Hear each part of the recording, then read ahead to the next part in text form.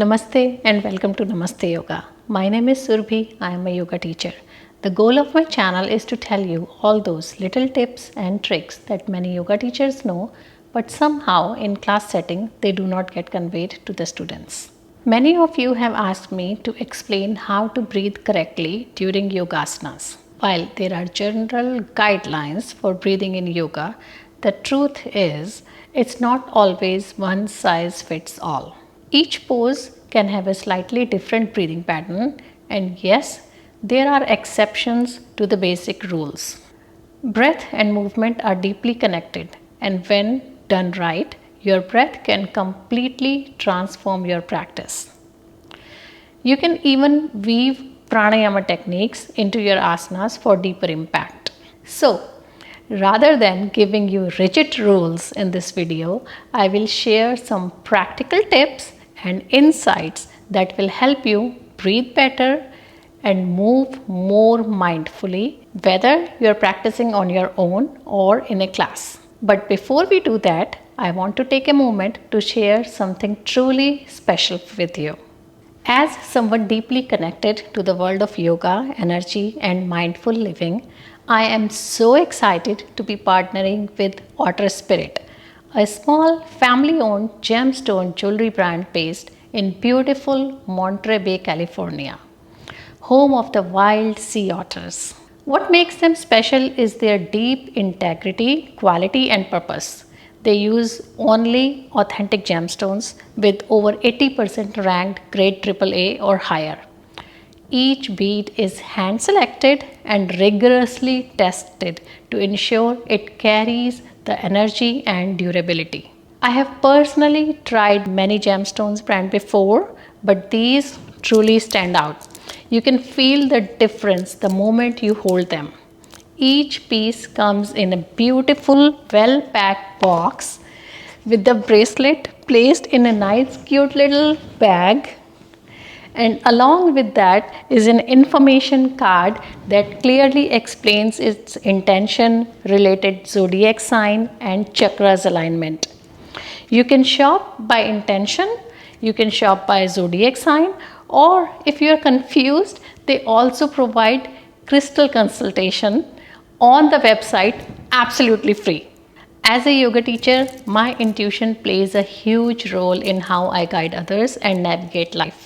That's why I chose the intuition bracelet to stay deeply connected with that inner guidance. I also chose strength because between daily life, my personal practice, and holding space for my students, I need emotional and energetic resilience every single day. And lastly, confidence. I am not naturally outgoing or extroverted, so showing up publicly, sharing myself, and creating content for this beautiful community takes courage. The confidence bracelet is a personal reminder that I am growing in that area too. And here is something just for you. You will get 20% off when you shop through my special link below. You are looking for a meaningful gift for something to support your practice, your own energy. This is a beautiful way to give and receive. They have free exchanges, a 2-year warranty. Otter Spirit is a brand that truly cares. I am so happy to share this with you. So check the link below in the description box to get your discount and find the bracelet that speaks to your path. And now getting back to the breathing pattern during asanas. First of all, whether you are practicing on your own or in a class, always remember that breath comes first, movement later. So when you're practicing and teacher says inhale, raise your hands up. You start inhaling first, and while you are inhaling, then raise your hands up. And this goes with every movement, whether you're doing the twist. So when teacher says exhale and twist, so inhale, start exhaling, and then twist. So breath starts first, so exhaling will start first, and while you are still exhaling, then move. The main mistakes that students make is they start the movement first. or they start whatever the movement is, they start the movement first and then they breathe. It should be breath first, then the movement. Second thing, in the poses where you need core strength like plank, boat pose, bridge poses, etc., breath is the key to keep the abdomen muscles tight and pressure off of lower back.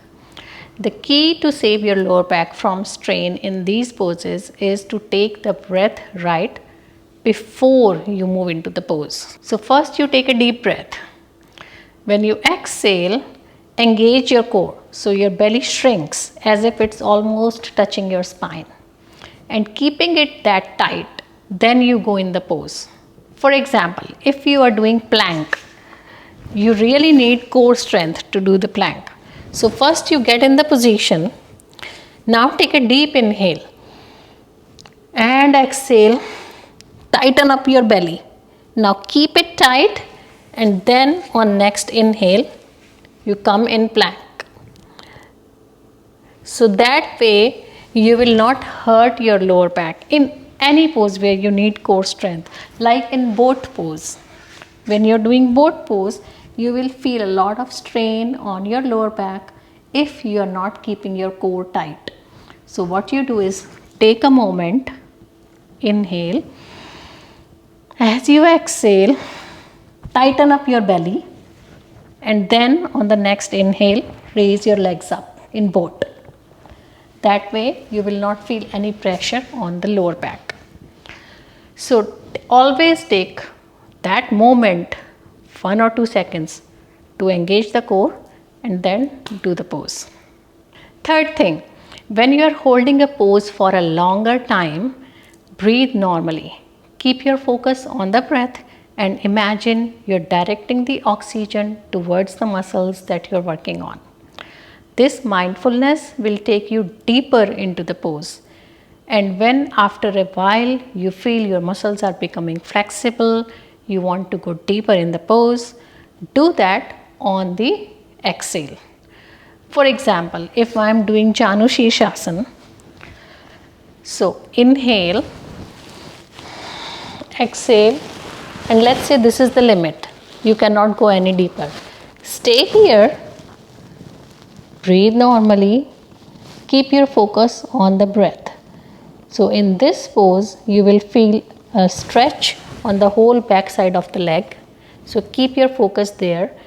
Imagine you are inhaling and directing the oxygen towards those muscles.